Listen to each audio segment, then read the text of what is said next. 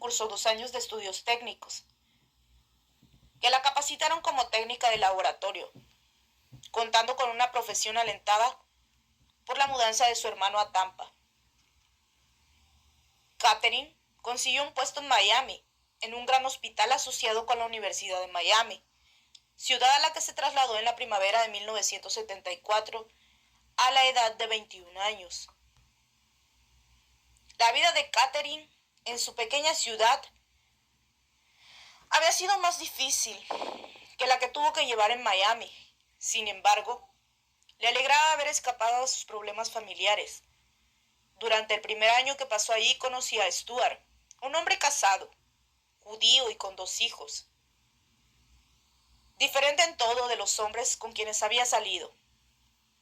Era un médico de éxito, fuerte y emprendedor. Entre ellos había una atracción irresistible, pero las relaciones resultaban inestables e intempestuosas.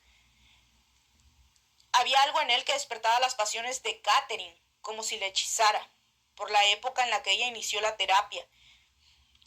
Su relación con Stuart iba por el 6º año y aún conservaba todo su vigor. Aunque no marchara bien, Katherine no podía resistirse a él, aunque la trataba mal y le enfurecía con sus mentiras, sus manipulaciones y sus promesas rotas. Varios meses antes de su entrevista conmigo, Katherine había sufrido una operación quirúrgica de las cuerdas bucales afectadas por un nódulo benigno. Ya estaba ansiosa antes de la operación, pero al despertar en la sala de recuperación, se encontraba absolutamente aterrorizada. El personal de enfermería se esforzó horas enteras por calmarla. Después de reponerse en el hospital, buscó al doctor Edward Poole. Era un bondadoso pediatra a quien Katherine había conocido mientras trabajaba en el hospital. Entre ambos surgió un entendimiento instantáneo, que se fue convirtiendo en una estrecha amistad. Katherine habló francamente con Ed. Le contó sus temores, su relación con Stuart y su sensación de estar perdiendo el control de su vida.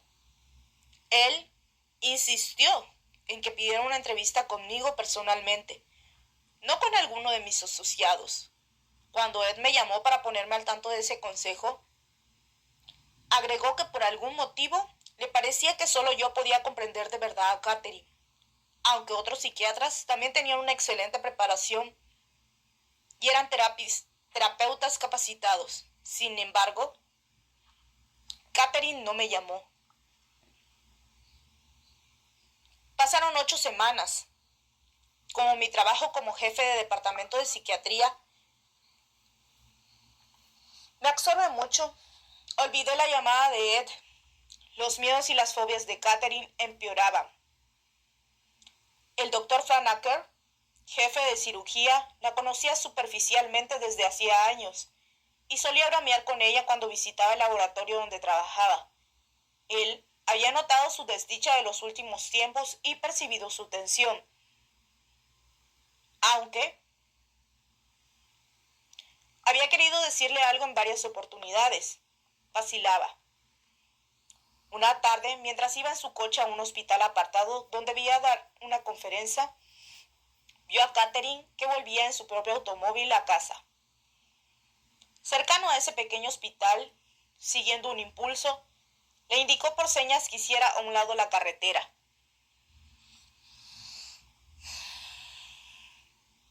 «Quiero que hables ahora mismo con el doctor Weiss», le gritó por la ventanilla.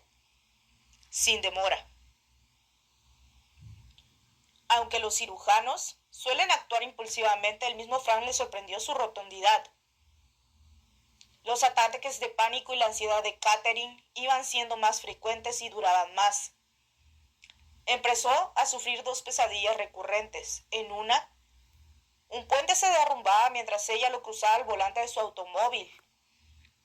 El vehículo se hundía en el agua y ella quedaba atrapada ahogándose. En el segundo sueño, se encontraba encerrada en un cuarto totalmente oscuro, donde tropezaba y caía sobre las cosas sin lograr hallar una salida. Por fin vino a verme. Durante mi primera sesión con Catherine, yo no tenía la menor idea de que mi vida estaba a punto de trastocarse por completo. De que esa mujer asustada y confundida sentada frente a mi escritorio sería el catalizador, ni de que yo jamás volvería a ser el mismo. Capítulo 2. Pasaron 18 meses de psicoterapia intensiva.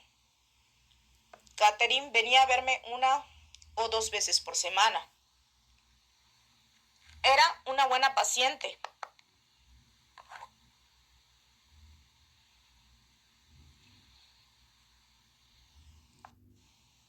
Verbalmente expresiva, capaz de penetrar en lo psíquico y muy deseosa de mejorar.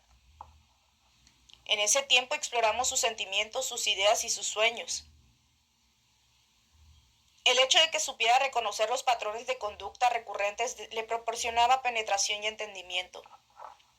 Recordó muchos otros detalles importantes de su pasado, tales como las ausencias de su padre, que era marino mercante, y sus ocasionales arrebatos violentos después de beber en exceso.